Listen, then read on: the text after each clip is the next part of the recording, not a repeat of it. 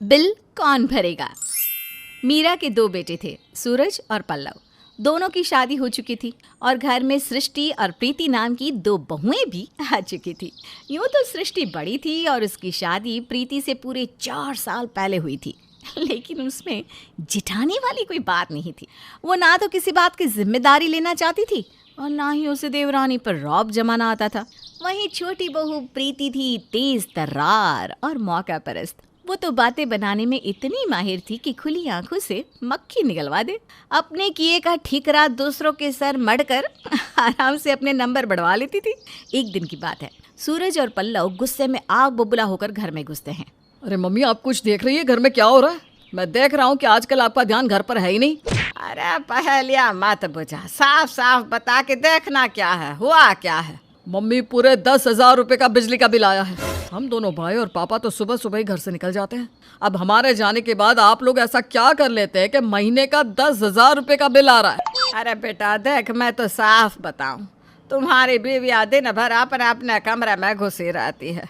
अब वो अंदर क्या करती है क्या नहीं मुझे कैसे पता होगा। मैं तो अपने कमरे में बैठकर टीवी देखकर ही अपना टाइम पास कर लेती हूँ। बुढ़ापा ना बहुत बुरी बीमारी है, कोई पास बैठने वाला नहीं है। दो बहुओं के होते हुए भी कोई दो बात पूछने वाला नहीं है इस घर में। हम तो टीवी में ही हरि नाम जप कर काम चला रहे हैं बस। मम्मी जी झूठ मत बोलिए, हरी नाम कब जपती हैं आप? आप तो बिग बॉस देखती हैं टीवी पर, वो भी दिन में 3-3 बार रिपीट टेलीकास्ट में। अब छोटी बहुत ज्यादा जबान ना चलाओ। अरे बिग बॉस तो 2 ही बार देखते हैं हम।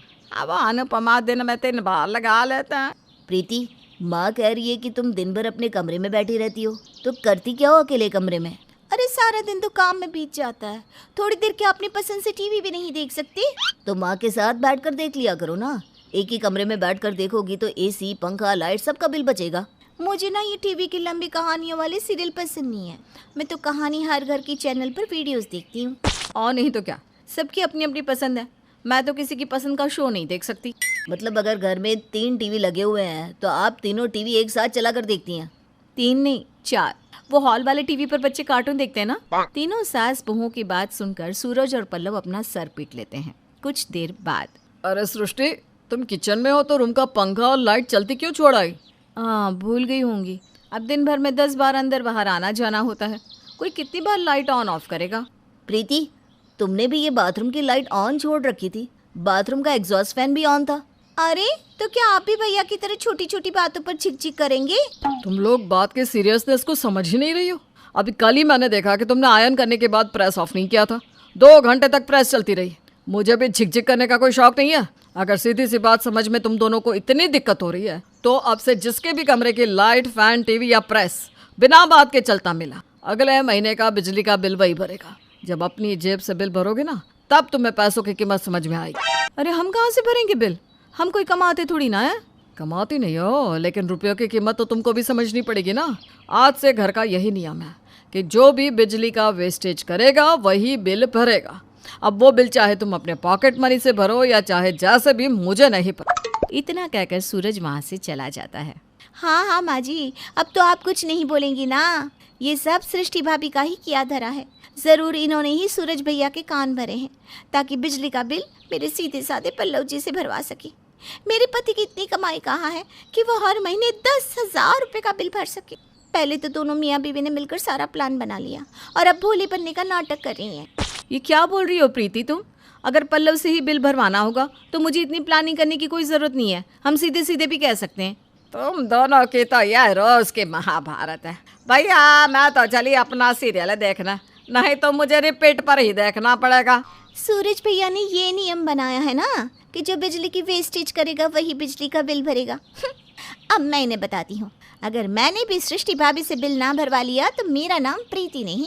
अगली सुबह सृष्टि जब बच्चों का लंच बनाकर उन्हें स्कूल के लिए तैयार कर रही थी, तब प्रीति चुपके से उसके कमरे में जाकर एसी, लाइट, पंखा सब ऑन करके चली आई। सृष्टि, मैंने अभी कल भी तुम्हें समझाया था ना कि बिजली की वेस्टेज करना बंद कर दो, और आज तुम फिर से कमरे का एसी, पंखा सब कुछ ऑन करके किचन में काम कर रही हो। एक बार में बात समझ में नहीं आती क्या? अरे मैं तो सब बंद करके ही आई थी, ऐसा कैसे हो सकता है? हाँ, तुम कितनी बड़ी भुलक्कड़ हो ये घर में सभी लोग जानते हैं। अब आया ना मजा। मुझे अच्छे से याद है कि मैं अपने कमरे की सारी लाइट, पंखा, एसी बंद करके ही रूम से बाहर निकली थी। फिर सूरज जी को सब कुछ चलता हुआ कैसे मिल गया?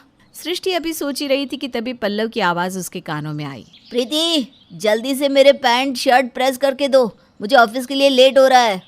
प्रीति पल्लव के कपड़े प्रेस करने के लिए रूम में जाती है। अगर प्रीति के कमरे की लाइट्स पूरे दिन बंद रही तो बिजली का बिल तो मुझे ही भरना पड़ेगा। लेकिन मैं भी जिठानी हूँ, मैंने कोई कच्ची गोलियाँ नहीं खेली।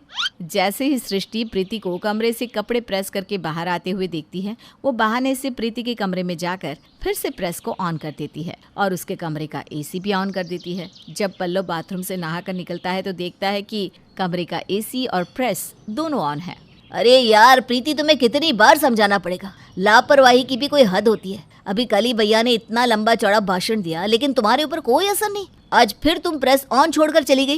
अरे कैसे बात कर रहे हो आप? अभी तो मैं खुद आपके कपड़े प्रेस करने के बाद प्रेस को ऑफ करके गई हूँ। अपने आप से थोड़ी ना प्रेस ऑन हो जाएगी। हाँ, बस बातें बनवा लो तुमसे। बातें बनाने के अलावा तुम्हें आता ही क्या है? तुम्हारा क्या जाएगा, तुम तो बैठ जाओगी मुंह फुलाकर। बिजली का बिल तो भैया मुझसे ही लेंगे ना।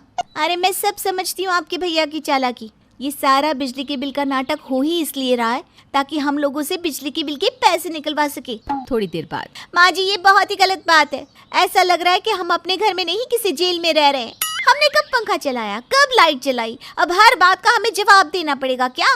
अरे घर में इतने सारे लोग रहते हैं तो क्या बिजली का बिल नहीं आएगा? सच बात है, घर में चलती तो उसी की है जो ज्यादा पैसे कमाता है। मेरे पल्लव जी कम पैसा कमाते हैं ना, इसलिए ये सब उनके पैसे ऐंठने और हमें दबा कर रखने का तरीका है बस। अरे देखो छोटी बहू, ज्यादा बातें ना बनाओ। तुम्हारा पति कितना कम कमाता है वो हम सब जानते हैं। हर महीने जब तुम भर भर कर शॉपिंग करती हो तब तुम्हें याद नहीं आता कि तुम्हारे पति की कमाई कम है। अगर कुछ पैसे घर में देने की बात आ गई तो पैसे का रौना लेकर बैठ गई।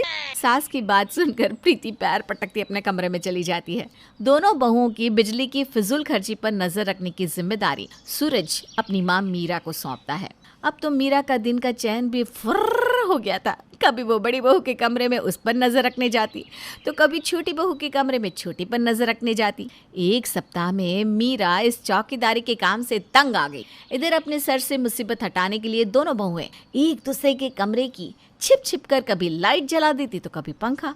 इसी तरह चूहे बिल्ली का खेल खेलते पूरा 1 महीना बीत गया। 1 महीने के बाद घर पर बिजली का बिल आया तो उसे देखकर सास मीरा तो चक्कर खाकर नीचे गिर पड़ी। इस महीने पूरे 20,000 रुपये का बिल आया था। सूरज की बिल कौन भरेगा वाली तरकीब उस पर उल्टी पड़ गई थी। अपना अपना पैसा बचाने के चक्कर में दोनों बहुओं ने पूरे महीने बिजली की जी भर के बर्बादी की। तो भैया कुल मिलाकर दोनों बहुएं तो सुधरने से रही और उनको सुधारने की कोशिश करना बेचारा सूरज को कुछ ज्यादा ही महंगा पड़ गया।